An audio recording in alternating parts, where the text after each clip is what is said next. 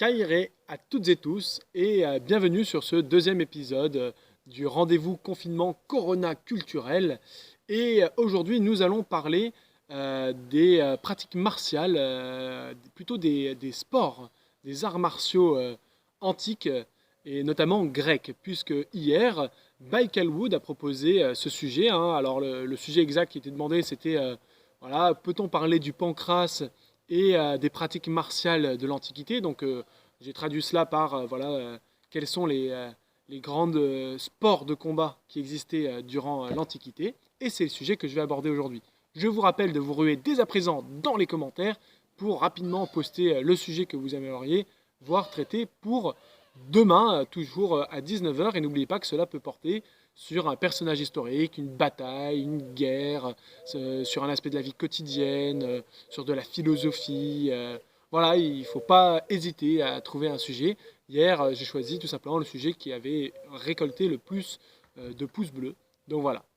Alors, parlons des pratiques martiales dans l'Antiquité. Alors, je ne vais pas parler tout de suite du pancrace et de l'Antiquité, mais d'abord, on va un peu définir ce qu'est un art martial. Couramment, on entend par art martial les pratiques de combat qui sont pratiquées en Orient. Hein, ça, c'est un terme qui a été un petit peu récupéré, hein. C'est un peu une appropriation culturelle qui a été faite, hein, puisque nous, en Occident, quand on parle d'arts martiaux, généralement, on parle d'arts martiaux orientaux. Et on suppose que les arts martiaux en Europe, eux, ont disparu. Et qu'aujourd'hui, on n'a pas d'arts martiaux en Europe, on a des sports de combat. Et d'ailleurs, pour aller dans ce sens, je peux citer un sociologue et ethnologue assez intéressant qui s'appelle Norbert Elias, qui, dans la civilisation des loisirs, explique que toutes les pratiques martiales vont avoir tendance, dans une civilisation, hein, dans un processus de civilisation, vont avoir tendance à éliminer la violence de leur société et à la restreindre dans des pratiques issues de pratiques martiales, mais pas forcément, hein, pour faire un affrontement. Pour lui, par exemple, l'apparition du jeu de paume au XVIIIe siècle, eh bien, c'est une façon pour les nobles de s'opposer.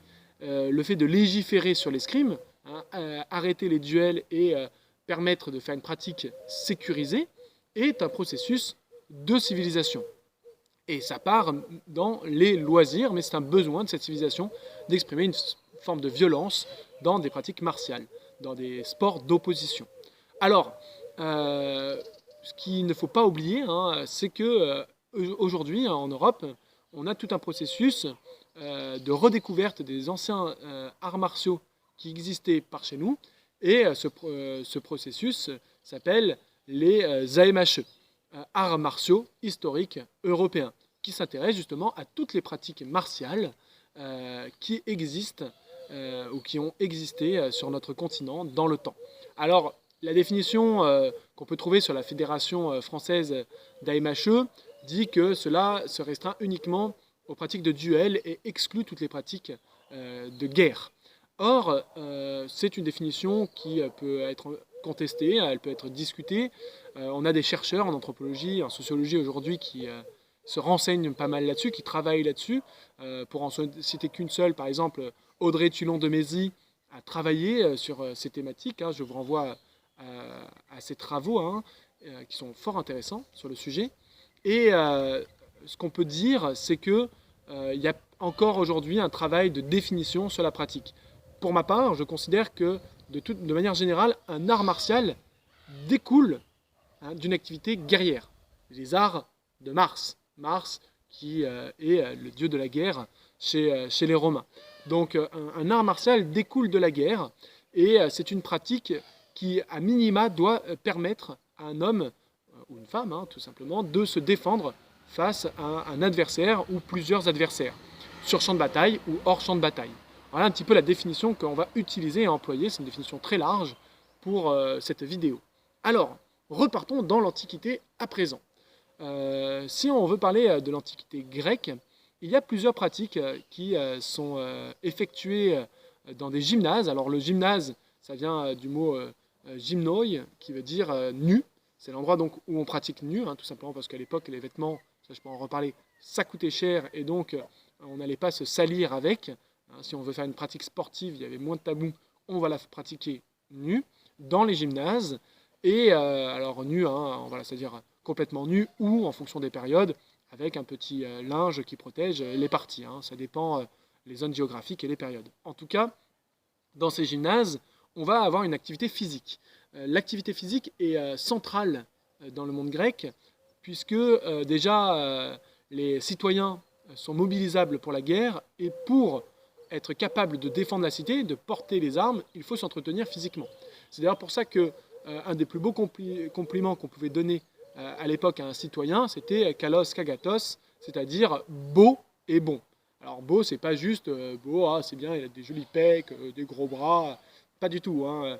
Ça veut dire tout simplement que son corps est bien constitué, il est bien entraîné, il est costaud, il peut partir à la guerre sans aucun problème, et puisqu'il est beau, il est forcément bon pour sa cité, puisqu'il lui permettra de survivre et de résister à une attaque extérieure.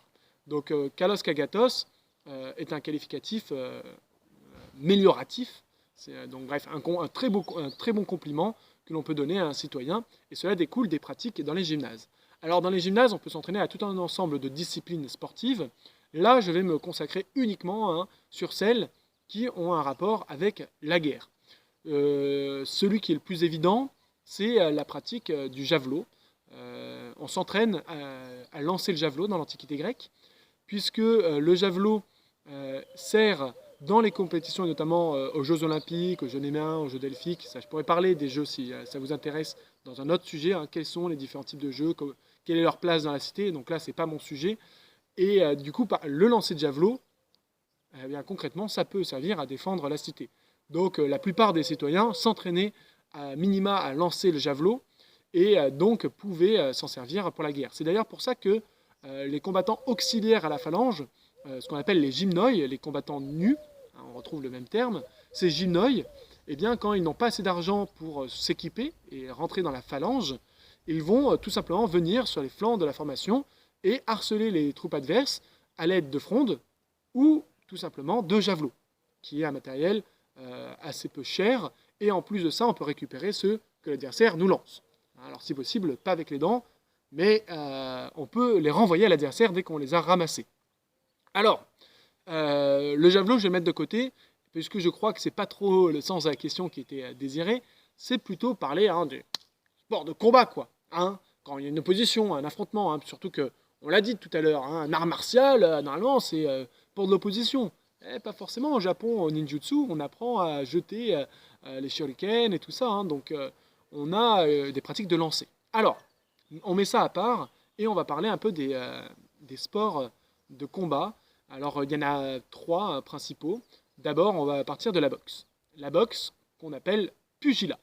Un pugiliste, c'est un homme qui va affronter son adversaire avec ses poings. D'accord ? Le pugilat dans l'Antiquité est un sport très dangereux, notamment parce qu'il n'y a pas de normes comme aujourd'hui de sécurité. C'est-à-dire qu'il n'y a pas de catégorie de poids et il n'y a pas de temps pour les affrontements. Tous les combats se font jusqu'à l'abandon ou au chaos. Et généralement, hormis dans un gymnase, dans des grandes compétitions, on ne va pas s'arrêter tout de suite, on ne va pas abandonner. C'est très mal vu. En tout cas, voilà, c'est un sport assez violent. Je ne vais pas m'intéresser, encore une fois, à la pratique sportive dans un cadre de grands jeux, ça peut être un sujet.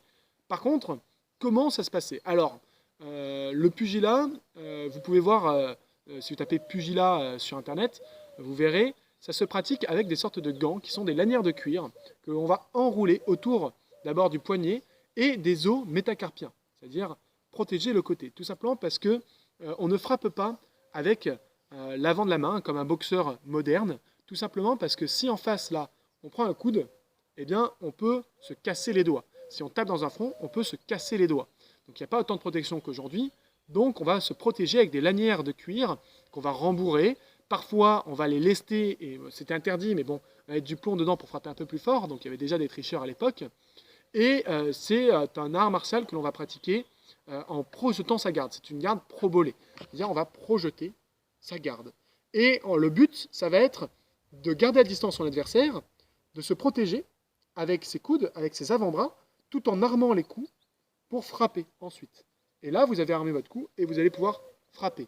Vous protégez, frapper, frapper, armer, frapper. Donc ça, c'est le pugilat. Alors si vous voulez en savoir plus, d'ailleurs pour cet art martial comme pour les autres, n'hésitez pas à venir nous voir en prestation avec les somatophilaques, hein, puisque nous faisons des démonstrations, où je vous invite aussi à aller voir l'entreprise Acta, qui sont spécialisés dans la gladiature, mais aussi les sports antiques, puisque la gladiature est un sport antique, et qui propose de superbes combats de pugilat et de lutte. Donc c'est vraiment des professionnels magnifiques. Fin de déplacement de produits, entre guillemets, notamment parce qu'en ce moment, on en a bien besoin. Alors, donc le pugilat, c'est la boxe, tout simplement. C'est une pratique assez régulière. On nous dit par exemple pour Athènes que les pugilistes du Pirée, donc c'est le port d'Athènes, sont vraiment les meilleurs de toute la Grèce, hein. Donc déjà les dockers à l'époque antique, ils étaient réputés pour être des sacrés bagarreurs. Et le pugilat peut servir à la guerre, notamment parce que certains mouvements du pugilat sont à rapprocher de certains mouvements martiaux. D'abord, si je reprends uniquement ce mouvement-là où on arme, mouvement que l'on voit très souvent, hein, sur les vases, et bien là on se remarque qu'il a comme une position de garde où il tient son bouclier, et ici où il tient sa lance. Et le mouvement de frappe va être le même mouvement qu'un coup de lance. Autre chose, plutôt que la lance, ce mouvement-là que l'on voit très souvent, d'accord, sur les vases, eh bien celui-ci rappelle aussi la tenue d'un bouclier ici, et là la tenue d'une lame, un copis par exemple, hein, donc une sorte de sabre antique qui va permettre de trancher. Et vous voyez, ce mouvement-là va être le même. Donc le pugilat peut être réemployé à la guerre. Alors, on met de côté le pugilat, puisque je vois que la vidéo, le temps passe, hein, c'est très dur de faire 15 minutes, c'est pas grave, on a le temps. Hein. Et de l'autre côté, on a ce qu'on appelle la lutte. La lutte grecque, c'est ce qu'on appelle la lutte orthépale, c'est-à-dire la lutte sur ses pieds. Donc le but, c'est d'avoir chacun ses appuis au sol, ses deux pieds au sol, et le premier qui met un genou à terre, une fesse, la tête, peu importe, perd le combat. Alors, il y a différentes règles pour compter les points et tout cela, mais le principe est assez simple. Le but est de projeter son adversaire au sol, l'amener au sol ou le faire abandonner. Pour le faire abandonner, on peut tout simplement lui casser les doigts, casser les articulations, lui faire des prises d'étranglement. Voilà. Ce sont les grands cas dans lesquels généralement on va abandonner. La lutte orthépale était vraiment pratiquée par tout le monde. C'est quelque chose de vraiment très courant. D'abord parce que c'est facile de s'entraîner avec ça par rapport au pugilat où très rapidement on va se mettre des coups. La lutte est une pratique qu'on peut faire de manière un peu plus sécurisée. C'est pas étonnant d'ailleurs que les sports de lutte, on en trouve dans le monde entier et qu'on a des luttes traditionnelles dans le monde entier. La lutte grecque n'a rien à voir avec la lutte gréco-romaine, qui n'a rien de gréco et rien de romain, de monsieur Pierre de Coubertin, parce que c'est en fait la lutte française qu'il avait mis au goût du jour pour les nouveaux Jeux Olympiques. Et cette lutte, qui consiste à rester sur ses appuis, puise ses racines dans un concept martial qui est celui de rester debout et de ne pas aller lutter au sol avec son adversaire. Tout simplement parce que sur un champ de bataille, il peut être très utile de faire une projection rapide de l'adversaire, le tirer au niveau du casque ou de la crête pour le faire tomber au sol, pour le frapper, mais il ne sert à rien de partir avec lui au sol, puisque le danger, évidemment, c'est de se faire tuer par quelqu'un d'autre pendant qu'on est en train de le maraver au sol. Donc, on lutte assez peu au sol, le but va être plutôt de projeter son adversaire. Alors par contre, là où on peut lutter au sol, c'est le pancrace, la troisième discipline possible, hein, pancrationne, celle qui autorise toutes les formes de coups, hein, il y a très peu de règles. Donc là, c'est un petit peu le MMA antique. Et là, on peut se dire que voilà, c'est une pratique extrêmement dangereuse, bien que les antiques disaient que le pugilat était plus dangereux, car le pugilat, comme il y a uniquement des coups, principalement descendants sur le visage, ils considéraient que c'était plus dangereux. Très souvent, au pancrace, aux époques antiques, on peut donner donc des coups de pied, mais on va plutôt utiliser les poings, on va taper avec les mêmes méthodes qu'au pugilat, et si on le peut, on va rentrer au corps à corps et tenter de projeter son adversaire. Si on arrive à le projeter au sol, puis après à le frapper, c'est gagné. Mais évidemment, quand on commence à se faire entraîner au sol, il est très facile de tomber avec l'adversaire, et dans ce cas-là, le pancrace autorise la lutte au sol. Lutte au sol et frappe au sol. Alors, on a un membre de l'association, William Lemaire, qui travaille sur ce sujet, qui a fait un mémoire d'études, hein, de fin d'études là-dessus. Donc pareil, hein, je vous invite à peut-être qu'il peut se trouver, ou ce dernier fera des démonstrations hein, durant notre saison et pourra en parler. On publiera peut-être un article. Alors on est en train de faire un site internet, pareil, hein, je fais des petites parenthèses, un site internet pour l'association, et dessus vous trouverez des articles. Alors, toute chose étant, ce Pancrace va surtout connaître ses lettres de noblesse pendant l'époque romaine. C'est surtout à l'époque romaine qu'on va commencer à développer à grande échelle le Pancrace, puisque les Grecs apparemment semblaient rechigner à lutter au sol, bien que le Pancrace soit déjà répandu. Il ne fait pas partie, par exemple, des 5 épreuves du pentathlon. Voilà. Ça, pareil, j'en parlerai si on parle des Jeux Olympiques. Alors, je vais finir sur les 5 dernières minutes de la vidéo, et j'espère ne pas être trop long, par une dernière chose. Eh bien, un art martial qui est très souvent oublié dans le monde grec, en fait, finalement, qui est l'art martial principal, l'oplomachia. Alors, qu'est-ce que j'entends par là? On a, pendant longtemps, essayé de débattre pour savoir quelle était la pratique martiale bien préparée, bien faite, la plus ancienne sur notre continent. Et il n'y avait pas de traité. Hein. On a des ouvrages, des iconographies, notamment pour le monde égyptien, où on a l'usage de bâtons, on a des positions de lutte, bref, des choses qui ressemblent à des traités. Mais bon, on n'a pas de traité écrit, on n'en a pas de traces, malheureusement, on n'a pas de preuve de cela, sauf pour le monde grec. À partir de l'époque grecque et de cette époque classique dont je parlais hier, on va commencer à tout écrire, à tout scienticiser, je ne sais pas si ça peut se dire, en tout cas à mettre par écrit toutes les formes d'art et de science qui existent dans le monde grec, eh bien, on a un homme qui s'appelle Démocrite d'Abdère, qui est assez connu parce que c'était un atomiste convaincu. Donc, c'est un homme qui était convaincu que voilà, les atomes étaient à la base de toute chose. C'est un homme qui a fait plein de traités, plein d'ouvrages, plus de 53. Et sur ces 53 ouvrages, dans les arts, hein, donc ça c'est Diogène de Laërce, qui est un auteur du IIIe siècle de notre ère, qui en parle et qui dit, voilà, j'ai un ami dans sa bibliothèque, il a les 53 ou 54 ouvrages de Démocrite d'Abdère, donc un homme de la fin du 5e et du début du 4e siècle avant notre ère. Et ce Démocrite d'Abdère a écrit un ouvrage qui s'appelle Poléma, hein, donc sur la guerre en fait, et qui est divisé en 3 parties. Stratégica, donc toute la partie stratégique, Tactica, donc toute la partie tactique, donc l'organisation sur le terrain hein, des troupes, l'organisation des rangs, et surtout Oplomachia, donc la façon de se battre en tant qu'hoplite. L'hoplite grec, c'est le combattant principal des cités-États. Il se bat avec une lance et un bouclier, hein, pour vraiment résumer, dans une formation compacte qu'on appelle la phalange. Mais vers la fin du 5e siècle et au début du 4e, les hoplites, de plus en plus, sont menés à se battre en dehors de leur formation, sur les ponts des navires, durant des batailles de siège, durant des batailles d'escarmouches. Et la compétence qui consiste à manier sa lance et son bouclier de manière individuelle va commencer à être recherchée et à être enseignée. Et on a des maîtres d'armes qui vont l'enseigner dans les gymnases. De même que des taxiarques, donc des maîtres d'archerie, vont enseigner eux aussi dans les gymnases, à partir surtout du 4e siècle avant notre ère. Hein. D'ailleurs, on le voit marqué dans les serments des Éphèbes, où on nous dit qu'ils apprennent à servir même de la catapulte, de l'arc, et de la lance et du bouclier et du javelot. Donc, ils vont apprendre l'art de combattre en tant qu'hoplite, et là, on parle vraiment d'un art martial, puisque on va pratiquer avec un armement dans un but d'opposition sur le champ de bataille. Et il y a des grands maîtres d'arts martiaux qui existaient. Alors plus tard, qu'en cite quelques-uns, alors il y a 2 exemples que je vais vous citer. Je ne me rappelle plus des noms, mais il y en a un où il nous dit que voilà, pendant une guerre alors je crois que c'est en Lydie, donc en Asie mineure, eh bien on a une cité-État grecque qui avait un maître d'armes.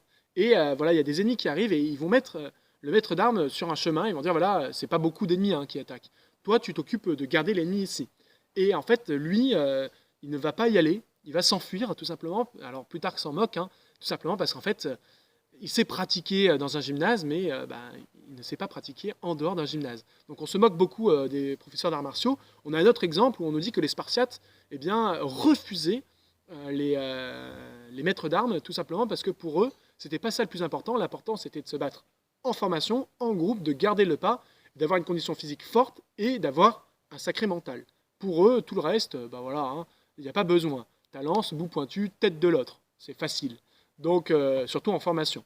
Mais malgré cela, eh bien, on voit que en fait, la pratique de l'oplomachia va se répandre. D'ailleurs, à tel point que on enseigne encore l'oplomachia au moment où l'hoplite a disparu en tant que tel. Hein, dans la phalange hoplitique a disparu. Donc, à l'époque hellénistique, on enseigne encore l'oplomachia. À l'époque romaine aussi. Et d'ailleurs, et ça me fera une très bonne liaison si un jour on parle du monde romain et on parle de gladiature, chez les gladiateurs, on a l'hoplomach, donc le combattant qui s'inspire du monde grec et de l'hoplite, qui va pratiquer avec une lance et un petit bouclier circulaire. Alors bon, il est différent, hein, mais qui en fait est l'héritier de cet art martial à l'époque romaine. Et ça va permettre à l'hoplomachia de perdurer quasiment jusqu'à la fin du 4e siècle de notre ère. Donc il y a une longue période de pratique de l'hoplomachie, et d'ailleurs on peut considérer que c'est le premier art martial européen, historique européen, qui existe. Ce qui fait que, avec les somatophylactes, on peut s'inscrire dans cette mouvance des arts martiaux historiques européens. Donc voilà, j'espère que cette vidéo vous a plu. N'hésitez pas donc à mettre des pouces bleus en commentaire pour les sujets que vous préférez, si vous n'avez pas eu la chance d'être parmi les 3 premiers à poster. Et puis, quant à moi, je vous donne rendez-vous demain, d'abord à 13h pour les séances sportives, toujours, et puis à 19h pour le prochain rendez-vous culturel qui sera sur un autre sujet, et j'espère qu'il sera aussi intéressant que celui d'aujourd'hui. Merci à vous, et à bientôt, portez-vous bien.